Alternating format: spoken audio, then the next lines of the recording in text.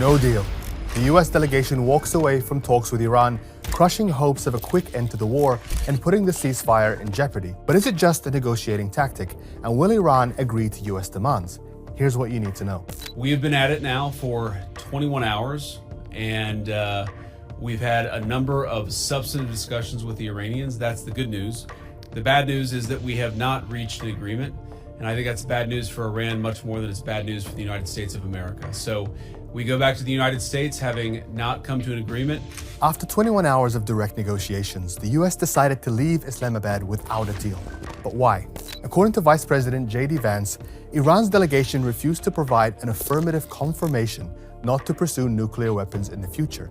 He said the US had left its best and final offer on the table for Iran to accept or reject, but would not disclose what that offer was.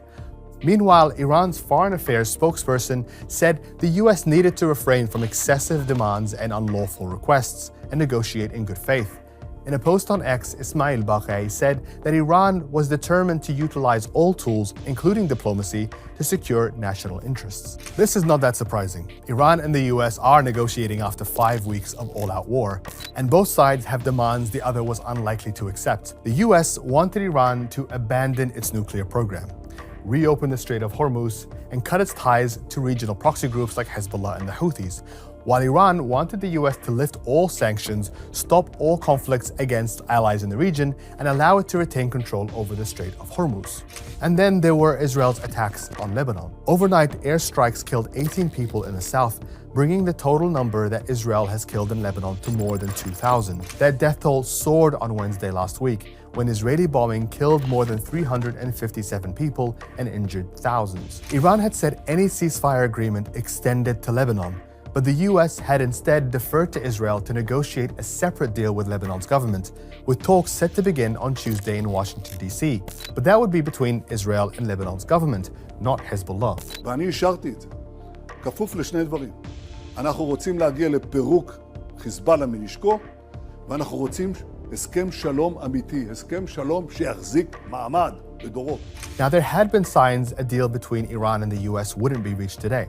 For one thing, US President Donald Trump was attending a UFC match in Miami alongside his Secretary of State Marco Rubio. This suggests J.D. Vance may have already had approval to leave Islamabad empty-handed. There's a lot riding on Trump politically to be negotiating from a position of strength, and to end the war was something he could hold up as a win.